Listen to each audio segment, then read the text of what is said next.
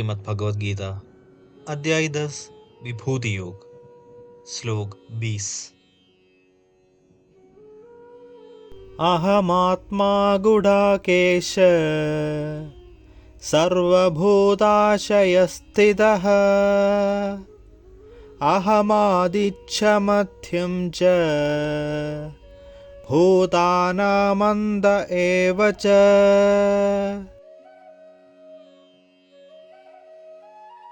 मैं सभी जीवित प्राणियों के हृदय में स्थित हूँ। मैं ही समस्त जीवों का आदि मध्य तथा अंत हूँ। श्री कृष्ण स्पष्ट कहते हैं कि वे आत्मा से दूर नहीं है, बल्कि वास्तव में वे आत्मा के निकट से निकटस्थ है। आत्मा या शाश्वत आत्मा सभी जीवों के ईश्वरीय हृदय में स्थित है।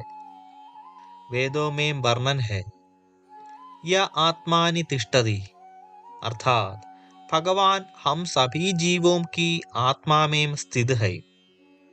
वे भीतर बैठकर आत्मा को चेतना शक्ति और अमरता प्रदान करते हैं। यदि वे अपनी शक्तियों को कम कर दें, तब हम आत्माएं जड़वत और नष्ट हो जाएगी।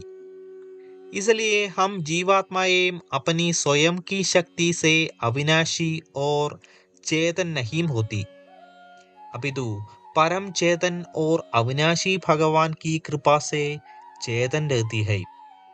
इसलिए श्री कृष्ण कहते हैं कि वे सभी जीवों के हृदय में रहते हैं। हमारी आत्मा भगवान का शरीर है, जो सब आत्माओं की आत्मा अर्थात परमात्मा है। श्रीमद् भागवतम में भी ऐसा वर्णन किया गया है। भगवान सभी जीवों की आत्मा है। भागवत में पुनः कहा गया है कि जब शुकदेव ने यह वर्णन किया कि किस प्रकार से गोपियां अपने बच्चों को घर पर छोड़कर बाल श्री कृष्ण को निहारने के लिए जाती थी, तब परीक्षित ने प्रश्न किया कि ऐसा कैसे संभव था। हे ब्राह्मण देव, सभी माताओं की अपने बच्चों में आसक्ति होती है, तब गोपियों की श्री कृष्ण के साथ ऐसी गहन आसक्ति कैसे हो गई, जितनी वे अपने स्वयं के बच्चों में अनुभव नहीं करती थी। सुखदेव ने उत्तर देते हुए कहा, कृपया यह समझो कि श्री कृष्ण इस ब्रह्मांड के सभी जीवों की परम आत्मा है। वे मानव मात्र के कल्याण के लिए अपनी अंतरंग शक्ति योगमाया द्वारा मनुष्य के रूप में धरती पर प्रकट होते हैं। श्री कृष्ण पुनः कहते हैं कि वे सभी प्राणियों के आदि मध्य और अंत है। वे सब भगवान से उत्पन्न होते हैं, इसलिए भगवान उनके आदि है। सृष्टि के सभी जीवित प्राणियों का निर्वाह उनकी शक्ति से होता है, इसलिए वे सबके मध्य है।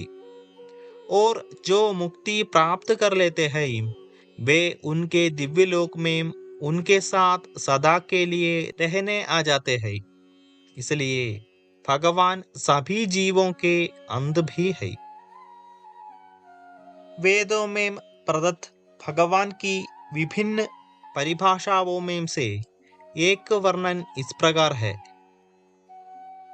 भगवान वह है जिससे सभी जीवों की उत्पत्ति हुई है। भगवान वह है जिसमें सभी जीव स्थित है।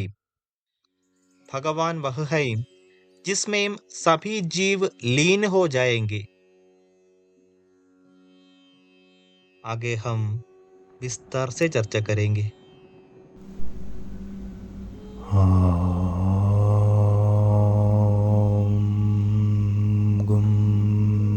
गुरुभ्यो